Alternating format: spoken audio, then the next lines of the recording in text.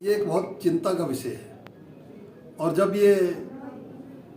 इनकी जो टनल जो ये पानी डाला था उस समय मैं बाहर था, और जब मुझे जानकारी मिली कि कुछ मकान को नुकसान हुआ है, ज़मीन को नुकसान हुआ है और सेब के पौधे उसको भी नुकसान हुआ है, हमने तुरंत एक कमेटी का गठन कराया था और उस कमेटी ने दौरा किया। मैं भी आया था उनके साथ, और जो मुआवजा जो जिन लोगों ने कहा कि हमारा इतना नुकसान है, वो मुआवजा हमने पटवारी के माध्यम से, तहसीलदार के माध्यम से, जितने भी हमारे परिवार वहाँ के थे उनके खाते में हमने वो पैसा डलवा दिया, 60 या 65 लाख जितना भी था।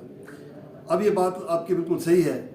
तो ये जो है भूमि है, क्या यहाँ लोग बस पाएंगे या नहीं, या उनको कहीं शिफ्ट करना पड़ेगा, इसके लिए कोई सरकार की ओर से कोई ना कोई हम प्रबंध करने की कोशिश करेंगे।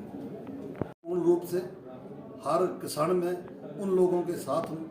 मुझे भी दुख हुआ, किसी को अपना घर छोड़कर अगर बाहर जाना पड़े, और जो उसने अपना जीवन वहाँ पे काटा होता है या जहाँ उनका जन्म हुआ है, अगर मातृभूमि को वो छोड़ के बाहर जाना पड़े तो दुख तो बहुत होता है। इसलिए मैं उनके साथ हूँ।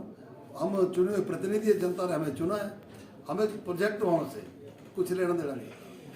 हम पहले पब्लिक के साथ हैं, उसके बाद उनसे बात कर सकते हैं, और जनता तक की जितनी भी मुश्किलें होंगी हम उसका समाधान उनसे ही निकालेंगे। लेना नहीं चाहिए। जब उनको लगता था कि पैसा कम मिल रहा है तो उनको थोड़ा अड़ जाना चाहिए था, और हम सरकार से बात करते, कंपनी वालों से बात करते और उचित मुआवजा हम उनको दिलाते।